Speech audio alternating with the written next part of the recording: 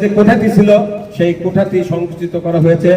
আমরা আপনারা জানেন আমরা ভিক্ষা চাই না, আমরা আপনাদের কাছে শান্তি চাই, সহযোগিতা চাই।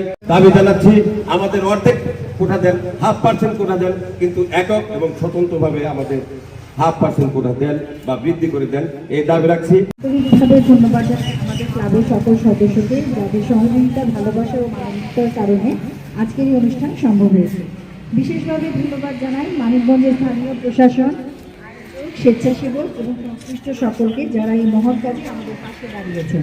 আমি আমার বিশ্ববিদ্যালয়ের রোটারি ক্লাবের সাংগঠনিক সম্পাদক ছিলাম, সেই কারণে আমার এই রোটারির সাথে পরিচয় অনেক আগের, এর কার্যক্রমের সাথে পরিচয় অনেক আগের। আমার বিশ্ববিদ্যালয়ে থাকাকালীন সময়ে অধিকাংশ সময় আমরা বিভিন্ন সমাজসেবামূলক কার্যক্রম ও রাজনৈতিক প্রতিষ্ঠান হিসাবে করতাম।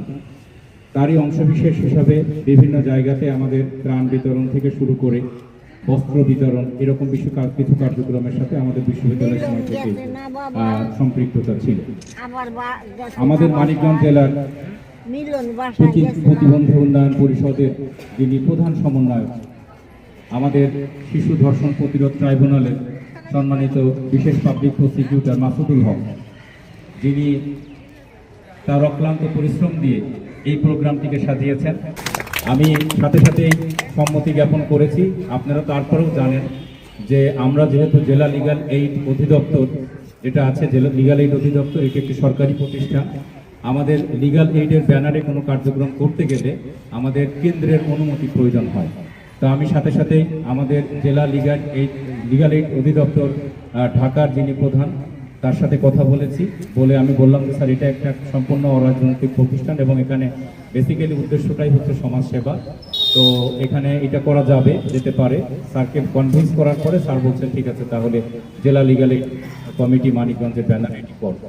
তো সেটারই ধারাবাহিকতায় আমরা আজকে এখানে মিলিত হয়েছি।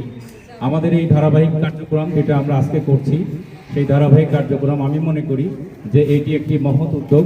এই উদ্যোগের সাথে আমাদের বিচার প্রশাসন মানিকগঞ্জ, জেলা লিগ্যাল এইড কমিটি মানিকগঞ্জ সম্পৃক্ত হতে পেরে আমি ব্যক্তিগতভাবে চেয়ারম্যান, জেলা লিগ্যাল এইড কমিটির চেয়ারম্যান হিসাবে আমি অত্যন্ত ধন্য মনে করছি নিজেকে।